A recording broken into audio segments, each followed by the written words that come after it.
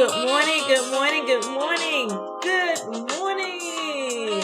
Wow, good morning to all of God's people out there in the world, in the universe. Good morning. How are we doing today? So I've been off a little bit with a little resting and trying to come back in today to give you guys a quick topic. So it is my prayer that each and every one of you are doing well. All is well with you from your mental standpoint, your physical standpoint, as well as your financial standpoint. So I will not bore you with a bunch of cliche. We're going to dig into today's topic. Again, I come from a pure, authentic place on the way I see certain things, the way I interpret certain things. So bear with me. And again, thank each and everyone for taking the opportunity to listen to me and also be a part of sharing great knowledge and information out there in today's world. So today's topic, we're going to get on with it. It is, I cannot heal what I am not willing to speak. I'm going to repeat that again. I cannot heal what I am not willing to speak. So let that sit for a moment. And we're going to dig inside of this. Last year, I was in a very, I want to say, spiritual grounding awakening, trying to find out who I was, trying to find out more about myself, the creation of my DNA, understanding my history, and even in my history that's been created for me, reaching out to my ancestors that have passed on, trying to get a better understanding of me. With that being said, it required me to do some work. It required me to sit still long enough to hear. It required me to say, I can't go with you guys this week. It required me to say, no, that's okay. I pass up the offer of convenience so I can work on the long term of being satisfied with self. So when we start looking at self-healing and we start looking at the preservation of one's soul to be able to heal the depths of who they are and even not only take on the ownership, but acknowledge what you have done and also the pattern that had caused the pain to you. One thing I do know about life, you and I, or you as an individual, control what you see and how you feel when we take the emotions off of it, especially when someone else is giving it to us. So what I did learn in the process of me sitting with myself, reading good books, listening to great podcasts, sitting up on the mentors, is that I have all of this great knowledge, all of this great depth of an individual. But how much of my story and my pattern am I willing to own? I can tell the story, how it happened to me. But can I be transparent and say, what did I do?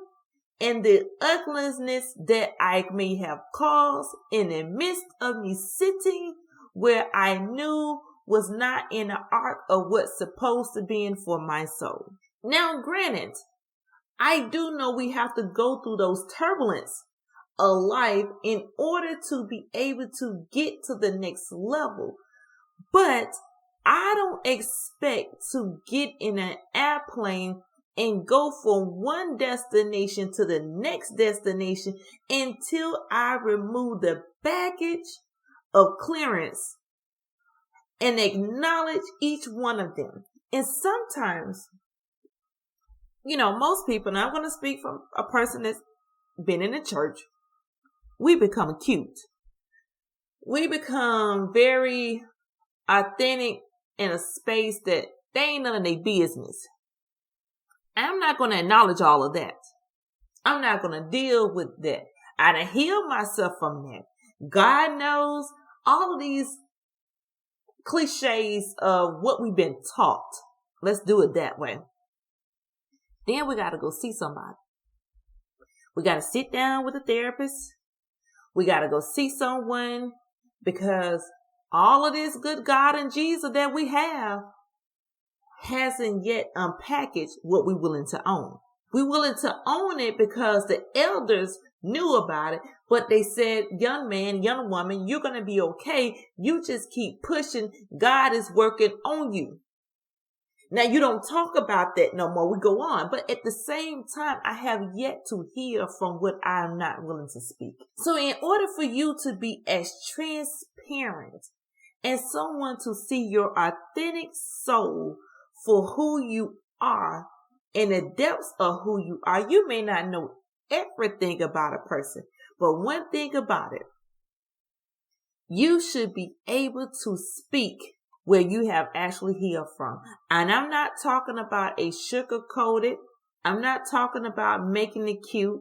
I'm not talking about fitting in a category because you're afraid that if it come up, it's going to taunt your character. Because one thing about characterization is this: you have an opportunity to change it every day. Steve Harvey said it best. I was who I was. I am who I am. And at the end of the day, I'm cool with both of them. So we can't get cool with who we are. There's no need for us going through a moment of notion, knowing that I'm not willing to own some things about my life.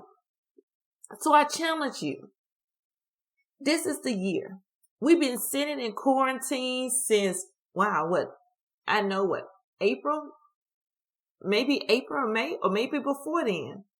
We've been sitting in quarantine. Can't go nowhere. Can't do anything. The world stopped at one particular time, everything except essential workers. But did we sit with ourselves and do some tethering of our own soul to figure out where I am now, where I'm going? In order for me to get somewhere, I got to own some stuff. And I'm going to share this story with you, and I think it's so beautiful. And I don't think she mind if I share it. One of my dear friends out in Savannah called me, and she was so excited for getting a name for her product. And I was excited for it. And I'm like, I'm in here with her. I'm all emotional. And so she looked at me and she started breaking down the cost factor. She started breaking down the quality. She started breaking down the formulas. She had everything written down to the T, and I paused for a moment. And I said, baby girl, I'm proud of you. Because one thing about her product is this: she can't sell something that she hadn't studied and did the work on. So even when she get ready to place it out there, and already know going with her intention, it's going to come back with the same purpose that she placed it with. So when she placed that out there, she doesn't need anyone to speculate about what she already owns. Owning something give you more authority over than somebody else trying to carry you to the next place. I'm not going to continue on with it, but I hope and pray that you guys have been blessed. 3, 4, 5. I rise, you rise, we rise. So whatever you do, make the best of your day.